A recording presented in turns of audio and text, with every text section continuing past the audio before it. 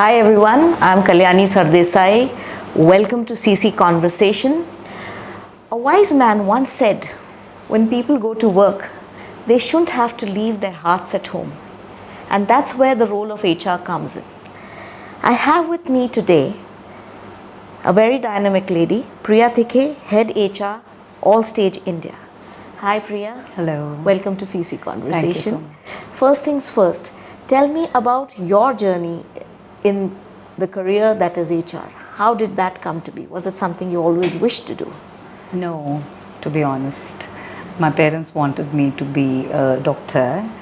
I come from a writer's family, and there has been always a thing that either you become somebody as a specialist, a professional, or you take up something like engineering, etc. Because coming from a South Indian background, everybody are either pushed into medical or the engineering. But I was completely a rebel, I felt, in my school and college days. I took up management, and somewhere in my heart, my people skills was consciously I was looking at it, and I felt that I was very good with people management skills.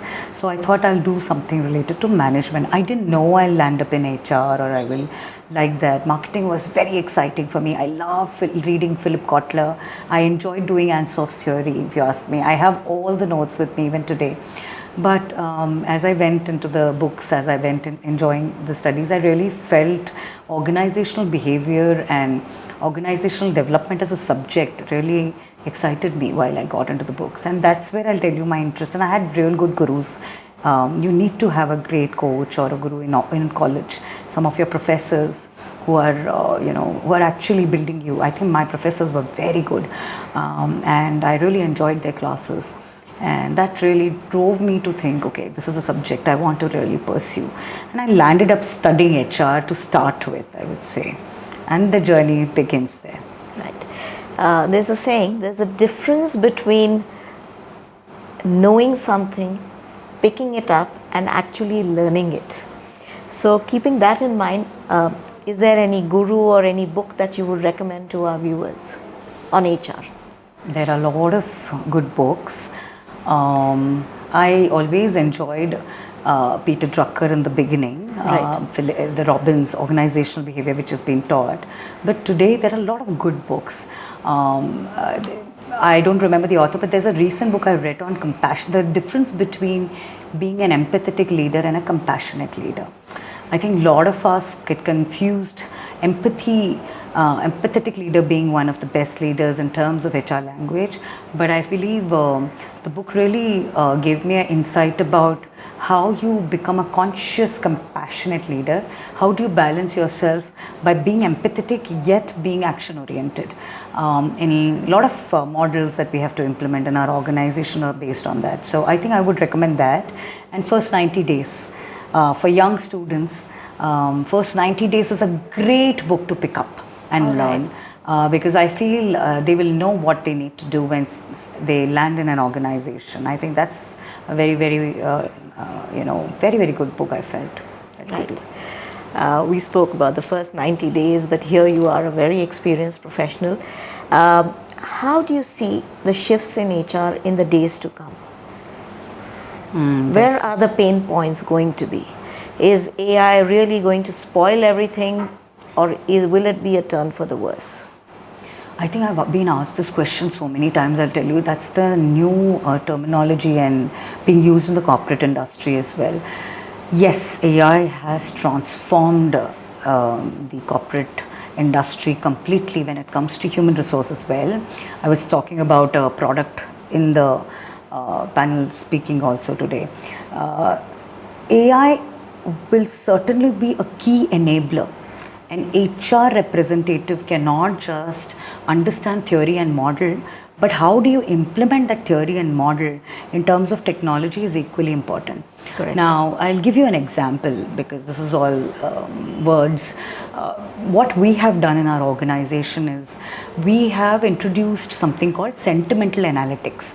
And it's a chatbot with a strong algorithm and backend of complete data and dashboard.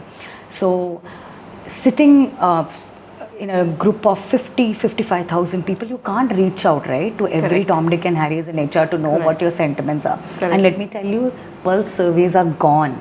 Gone are those days. They're dead if companies are doing pulse Really? survey. Yeah, you're behind the game. My. Yes. So today, the technology is so strong. What it does, it reaches out to every Tom, Dick, and Harry in your office as a chatbot. So, for example, first 90 days, let's say you've joined, the chatbot will reach out to you on your day 1, on your day 15, on your day 30, how you want to, pace it. You can customize the system according to your requirements. So your functionality you need to know. How do you want to reach to people? So probably I've defined the intervention at first day, 15 day, 30 day, 90 days. So the chatbot will reach out to, let's say, you and say, hey, how was your day 1? Were you taken care of? Were you given orientation of your background? And there are just quick 2-3 questions with mood scores. The moment you tell the chatbot, today I'm happy, after 30 days I'm not happy because nobody is taking care, I'm feeling lost, it will send a trigger immediately to the leader and to your HR business partner saying that the person is not very happy. It's been 30 days. The person can turn around as an early attrition or an infant attrition. Please keep an eye. You are immediately in action rather than waiting for the pulse survey to come 6 months down the line telling you 10% of your organization is unhappy. That's all gone. You have to address your issues there and then. That's called real-time sentimental analytics. So real-time, you keep a check on people. Like today I looked at you when I saw you were looking, let's say you were looking tired after 2 interviews. I care and I made it say, do you want to take a break, Okay. Isn't it nice for you to know somebody reaching out to you and checking? That was very, Isn't very it? considerate. It's very sensitive. You have to be sensitive. So Correct. how surprisingly, I'm a human to human. Imagine today's Gen Z is very happy to talk to a chatbot. They're ready, a chatbot reaching out to you like a human saying, hey, Asha, how are you doing today? How was your day? Is it going well? Are you settling well in this organization? Is there something you want to talk about? People are opening and venting out to a chatbot, imagine, and the chatbot does an analysis and gives it to us saying that this person over a period of time is happy with your company, but in the last 2-3 months has been little dipping in the mood score.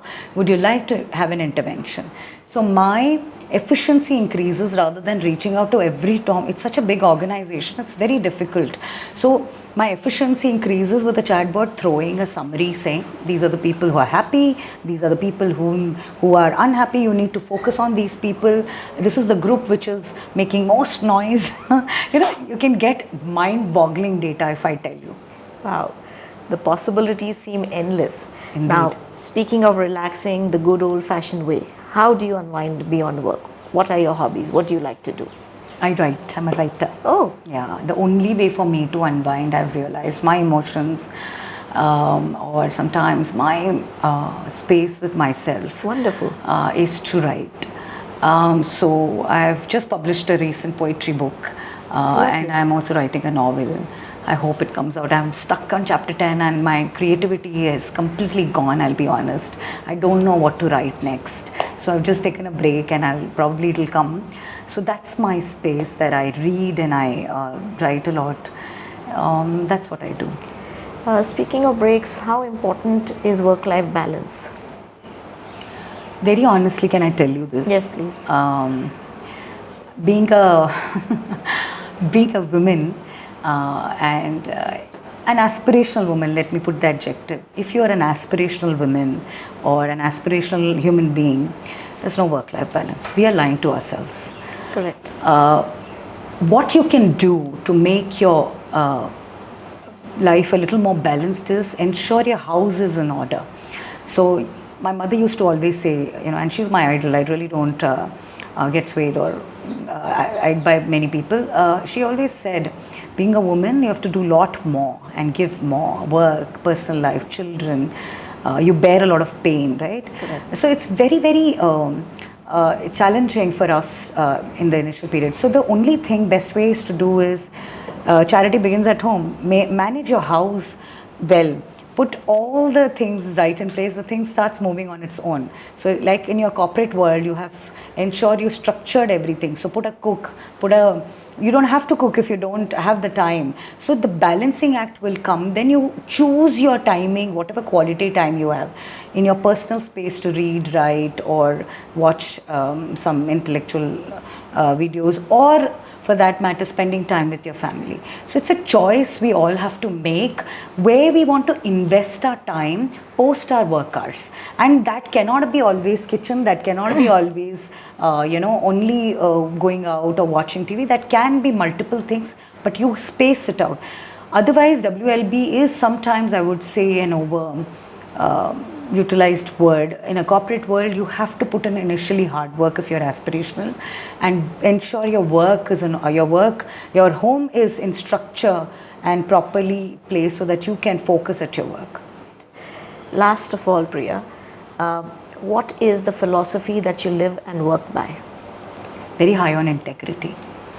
I cannot tolerate dishonesty and integrity. That has been my very, very core.